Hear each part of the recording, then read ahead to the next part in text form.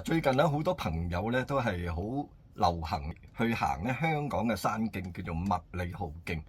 咁但係咧就我哋做家長嘅帶住小朋友、帶住啲仔女、年青人啦，成班人我哋一齊去行麥理浩徑嘅時候咧，其實呢啲山徑嘅活動咧，我哋需要注意嘅咧就係有一樣嘅危險咧，就係中暑。凡係中暑咧，其實咧喺個天氣嗰個溫度上邊咧，係有一啲先兆咧係提醒我哋。嗰個溫度係幾多咧？就係舉凡咧係30度嘅溫度攝氏，同埋呢個濕度呢個配合呢係去到80，相對係80嘅時候呢，呢個嘅濕度同埋溫度呢30同80嘅出現呢，我哋就要注意啦，因為呢一個呢係一個中暑嘅一個高危嘅信號出嚟嘅。